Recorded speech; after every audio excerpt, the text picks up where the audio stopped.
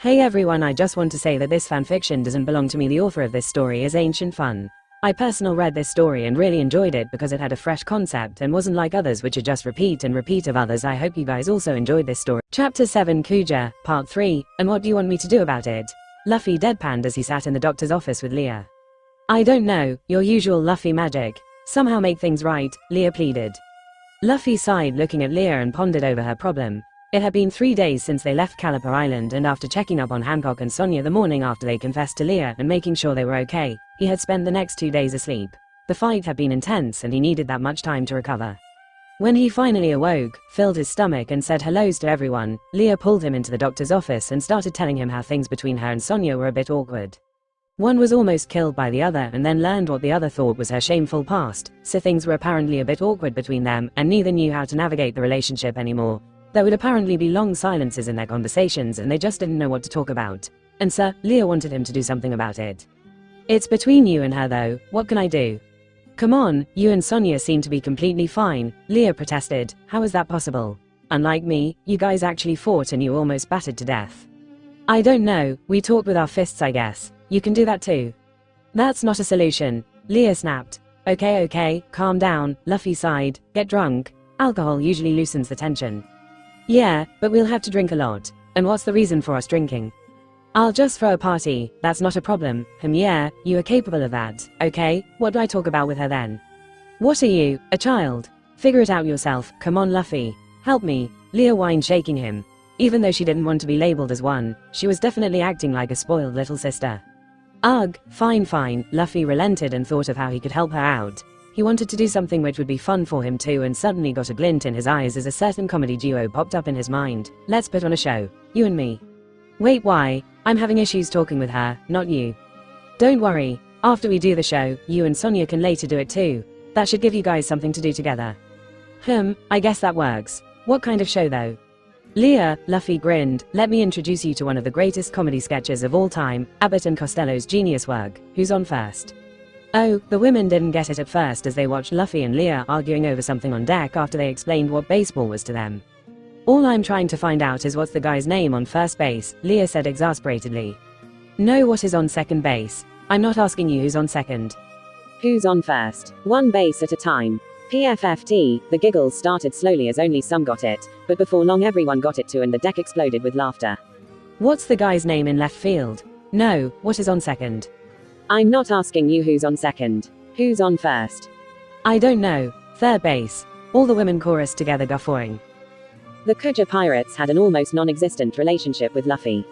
After the fight the first day, they virtually had no contact with him and only saw him sometimes when he was sitting on top of the sea serpents. Sonia herself had let him stay on the ship and they could understand to a certain degree why he was left alive as they themselves admired his fighting resolve. But that was it. Some were curious as to what kind of classes he gave, so had attended his sessions, but it was only a small number.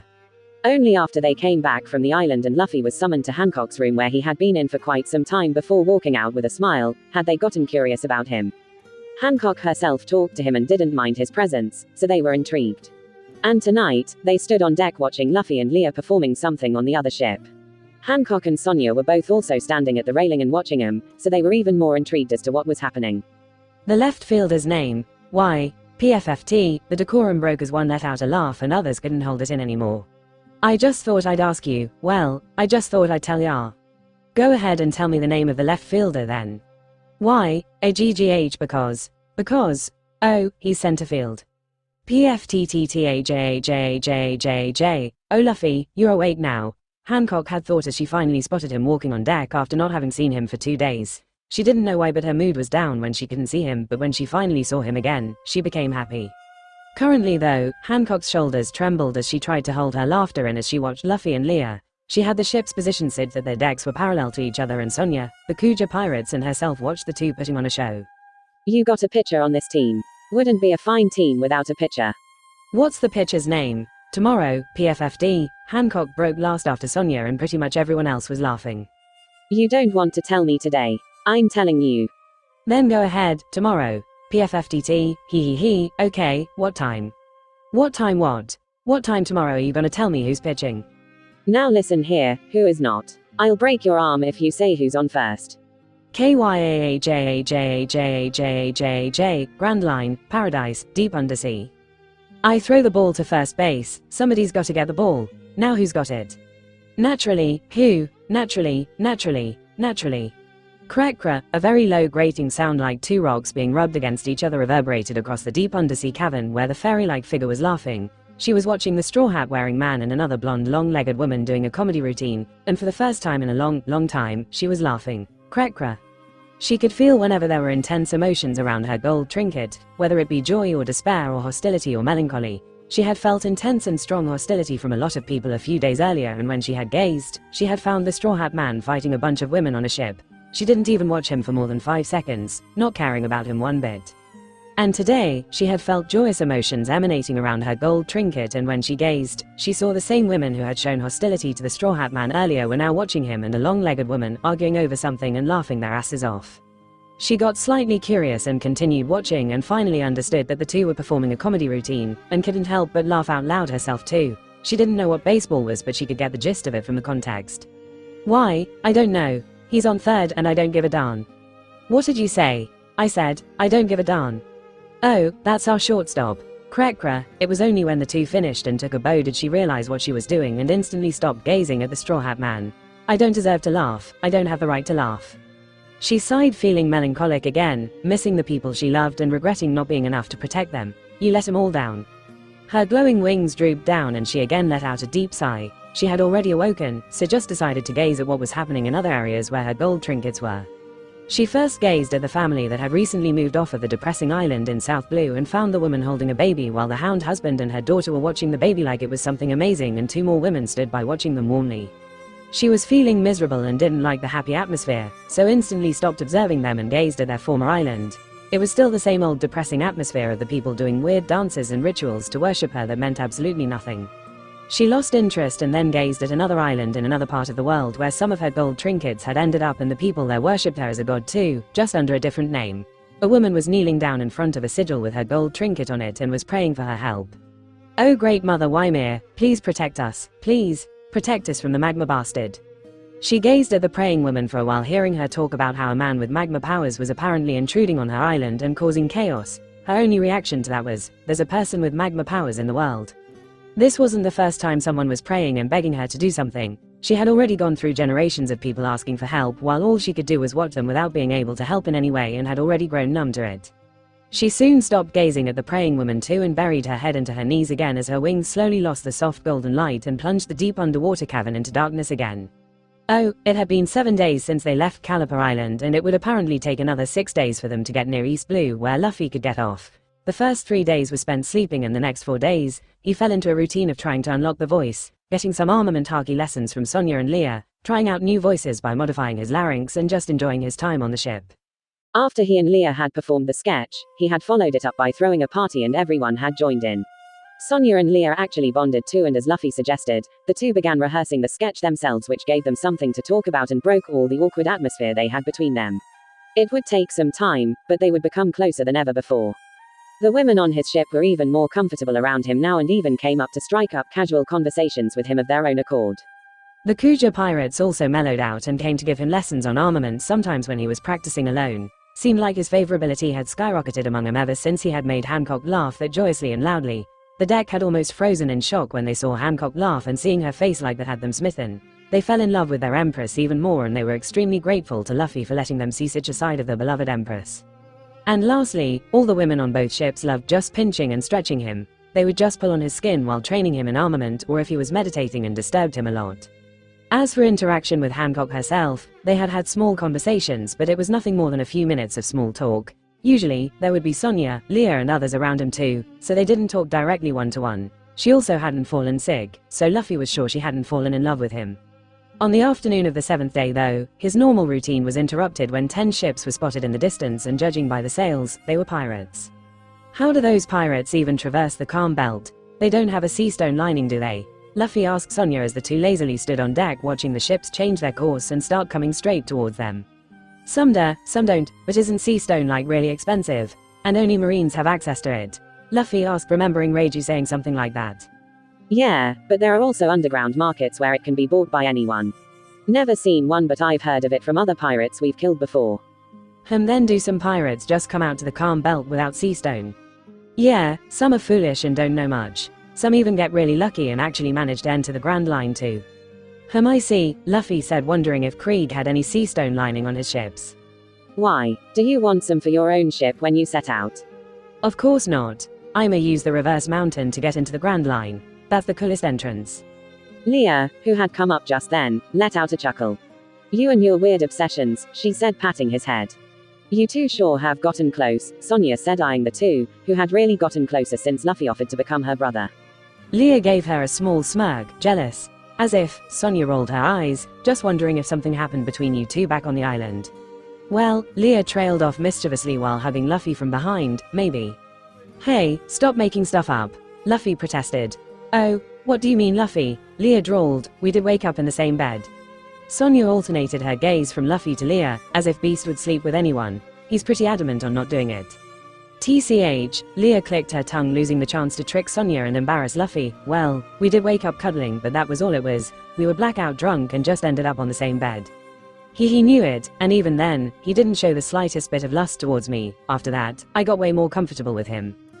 So that's why you're more touchy now, yeah. By the way, Luffy is an amazing cuddler.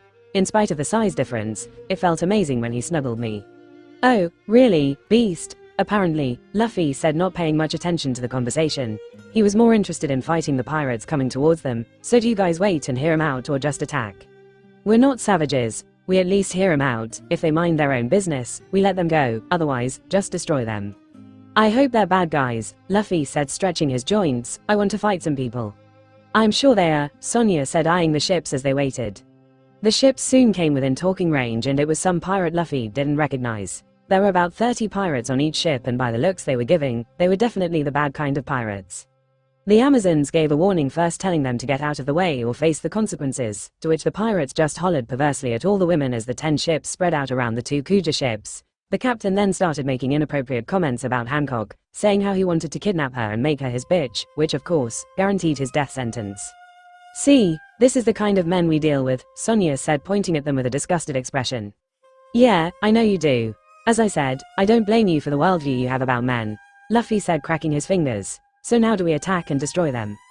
Yee, Sonia was nodding but stopped when Hancock herself suddenly stepped out of her cabin. Who dares get in my way? She demanded, really irritated for some reason. The pirates all started hollering and whistling upon spotting Hancock while she stared coldly at them. You a scum, was all she said before she brought both her hands in front of her, making a heart symbol. Die, Mero Mero Mellow, she sang as she used her powers on the captain's ship. All the gawking men instantly turned to stone as her beam touched them, including the captain, and basically ended the fight before it even began.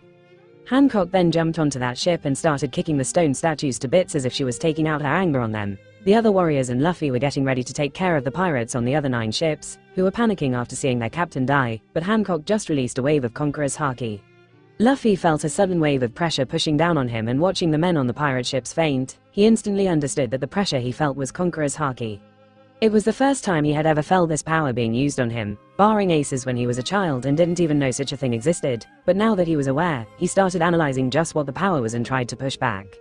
It was a sort of mental attack that told him to submit, told him to give in to the other power, and in response to that, his own Conqueror's Haki instinctively activated. It rebelled against it as no one could make him submit under him, and he started pushing back against Hancock's Haki. There were small sounds of cracking in the area as the 2 invisible waves of Conqueror's Haki collided, making the surrounding people gawk in shock and awe, at least the ones who were still conscious. Luffy had forgotten everything else as he focused on latching onto the feeling of how he activated his Conquerors.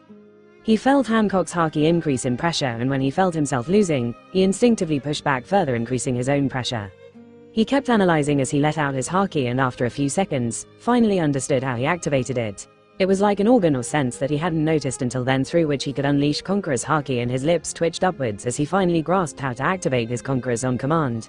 It was only then that he paid attention to other things, and his mind finally registered the 2 dark, mesmerizing eyes he was looking directly into.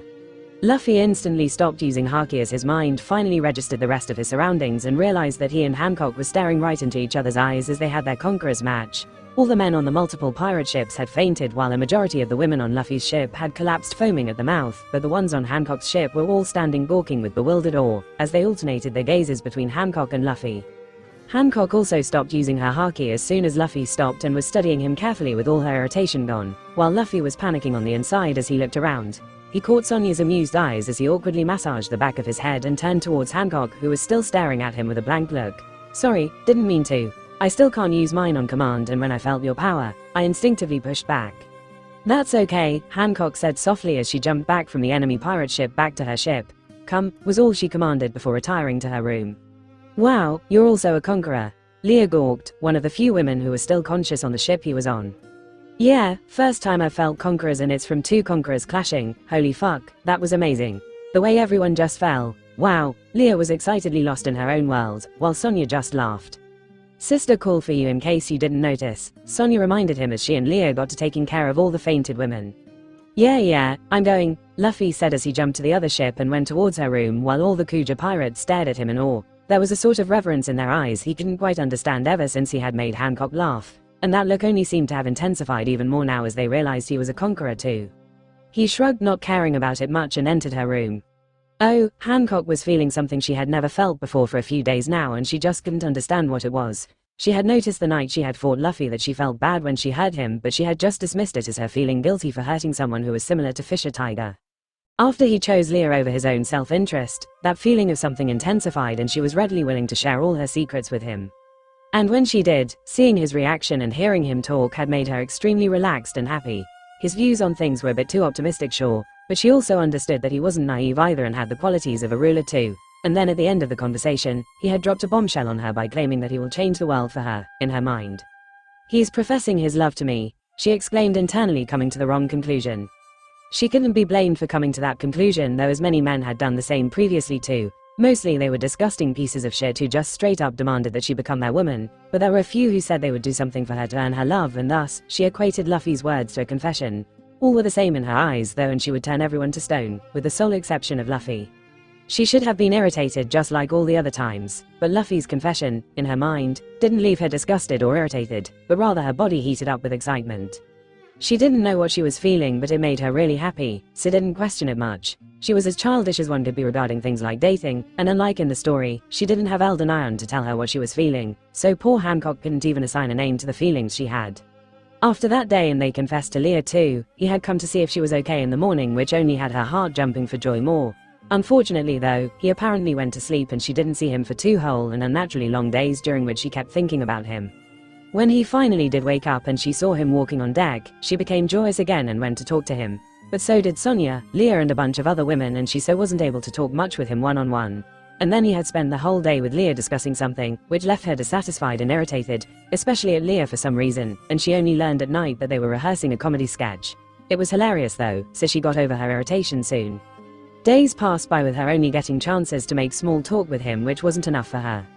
She wanted to summon him to her room, but she didn't have any reason to, and she was also worried about what she could discuss with him. He mainly spent his time sitting on the sea serpents, where he apparently meditated, and also trained his armament when he wasn't meditating. When she first saw him trying to train armament, she was about to go to him, but Sonya and a few other warriors beat her to it and she missed their chance. She could also hear him during meal times, as it was always noisy on the other ship.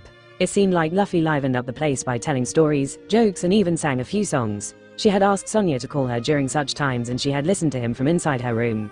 During one such time, her body heated up again when she realized he was singing a love song. "He's serenading me."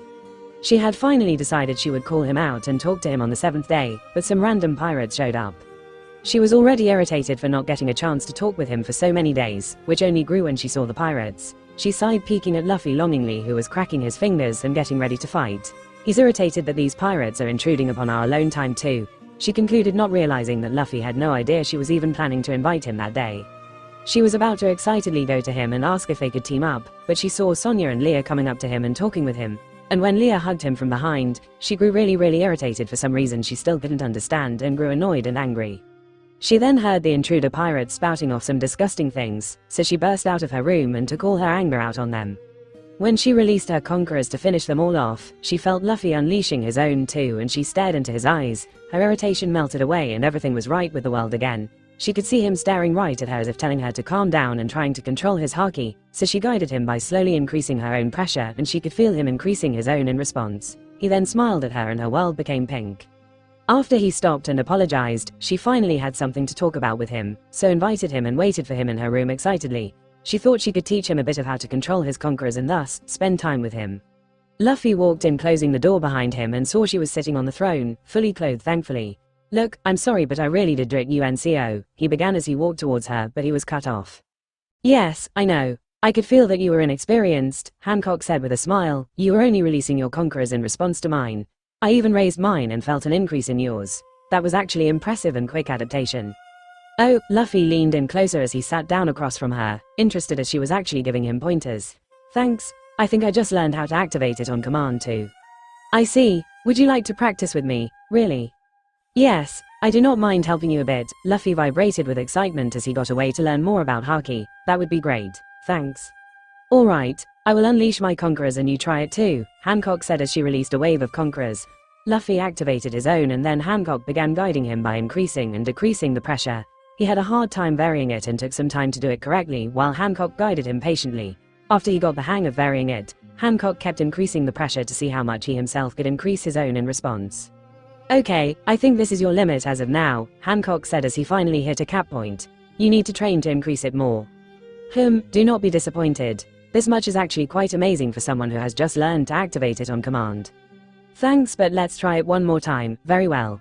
They then spent almost an hour with Luffy trying to get total control over releasing it instantly, and by the end, he was mentally tired and collapsed on his back. "It is very impressive how fast you can learn this," Hancock said, really impressed. "It took me longer to learn to release it on command." "Did Rayleigh teach you?" Luffy asked conversationally. "You know him?" "Yeah, Sonya told Leah and me a bit about how you guys escaped and came back to Amazon Lily." "Ah, I see. Well, he did train me just a bit. I was mostly trained by the previous generation of Kuja warriors, but I spent a bit of time with Rayleigh on Sabradi Archipelago, so he trained me in Conquerors for a bit." "I see. He's so cool, huh?" Luffy excitedly said, thinking about his future teacher.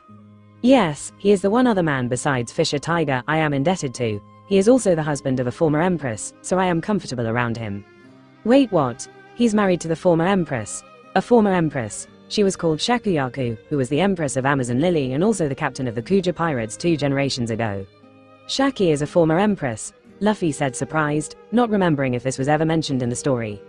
"Wait, you know Shaki too?" "I know of her. She runs the bar at Sabradi, right?" "That's correct." When he thought about it for a second more, it made so much sense actually. The sisters finding Gloriosa there, Rayleigh having a good relationship with the sisters and the Kuja, it was glaringly obvious now that he knew about it. "Oda, you glorious bastard." "Anyway, let's continue," Luffy said as he sat up straight and Hancock nodded as they continued training. They kept taking breaks from time to time and filled the time with talking about random topics like before. Hancock asked what kind of stories and jokes he told to make the ship so noisy during mealtimes, and Luffy spent some time telling her all sorts of stories. "I've also heard you singing in different voices. You're a ventriloquist too?" "Kinda. My body's rubber, so I can modify my vocal cords to sound like different people," he said, tuning his voice as he talked. "That's a smart way to use your devil fruit," Hancock nodded approvingly. She, yeah, it's so fun to talk in different voices." "That sounds like Sonya." She, yep. "I practiced her voice to freak her out," Luffy said, still in Sonya's voice. "Ah, your so-called prank war with Sonya." Hancock smiled, amused. "I now see why she kept thinking there was a baby stowaway on board yesterday." She, yeah. "It was so fun seeing her run around the ship trying to find a crying baby." Luffy grinned. After coming back from the island, he had started playing pranks on Sonya, and he had spent the previous day making a very realistic crying baby's voice only around her, and it had her convinced that there was a baby on board. He had even planted his recorder that played the crying noise to make her think it wasn't him, and had fooled her into performing a hunt for the non-existent baby. "That was indeed quite funny," Hancock said, amused. "Yeah, I can do this too. How do I sound now?" Luffy said as he changed his voice to Hancock's. "You can do my voice too." "Yes, I fucking can." Don't use such crude L language while using my voice," she said meekly as she blushed. Luffy burst out laughing, and after giving a huff, so did Hancock. He continued showing her a few more voices he was working on, and she excitedly gave feedback, as they chatted and trained. When training conquerors became tiring, they shifted to training armament Haki, and it was only hours later when Luffy's stomach started grumbling that he realized how much time he had spent with her. "Are you hungry? I'll have food brought here," Hancock said, already getting ready to call someone. "Nah, it's okay. I'll go to sleep after, so let's call it a day." "I see. Very well. Today was really fun. Yeah, thanks for all the tips. See you tomorrow," he said, waving goodbye. "Yes, see you tomorrow," Hancock said with a bit too much enthusiasm. Luffy walked out, went directly to the kitchen, ate quickly and soon went to bed where he began thinking, she has a crush on me at least, I think. He really had enjoyed spending time with her and she wasn't behaving over the top like in the story either. She didn't blush at everything he said and could hold proper friendly conversations with him too, but he could see her slightly blushing and getting shy when he said certain things or teased her.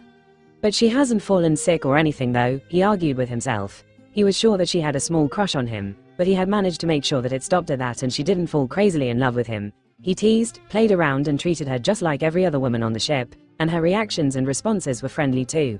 He thought a lot about it, but ultimately he concluded that she hadn't fallen sick, and thus, hadn't fallen in love with him. Meanwhile, Hancock was rolling on her bed squealing with happiness as she had had so much fun that day and felt ecstatic. Kya, Luffy, she squealed imagining all that he had said to her through a filter. He had also said that he wanted to spend the next day together too, in her mind, so she was extra ecstatic.